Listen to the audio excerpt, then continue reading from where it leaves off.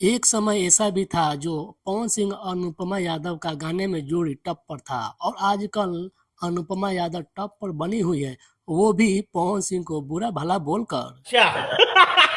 अनुपमा यादव ने एक इंटरव्यू में पवन सिंह को भूत झाड़ने की बात बोली है, जो पवन सिंह के फैंस को कतई नहीं भा रहा है।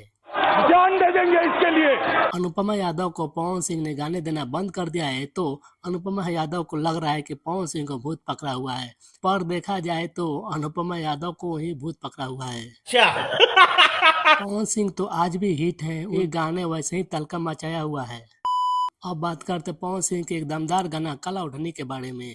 काला ओढ़नी का फर्स्ट लुक वाला पोस्टर वायरल हो गया है और गाने का डायलॉग इतना खतरनाक है, तो गाना कितना ब्लास्ट करेगा ये तो आप लोग अंदाजा लगा ही सकते हैं। इस गाने को रिलीजिंग डेट का कोई फाइनल नहीं हुआ है, पर जब भी आएगा तबाही मचाएगा। अब बात करें खेसारी लाल यादव का गाना हारमोनिया के बारे में, तो हारमोनिया गाना ने नया कारनामा कर दिया है, 7 दिन में 11 मिलियन पार कर दिया है।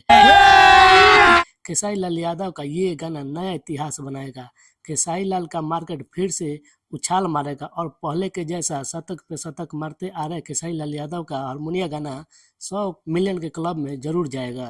आप लोगों को पवन सिंह का काला ओढ़नी के गाने का इंतजार किन किन को है, कमेंट में जरूर बताइएगा, और खेसारी लाल यादव का हारमोनिया गाना कैसा लगा कमेंट में भी जरूर बताइएगा।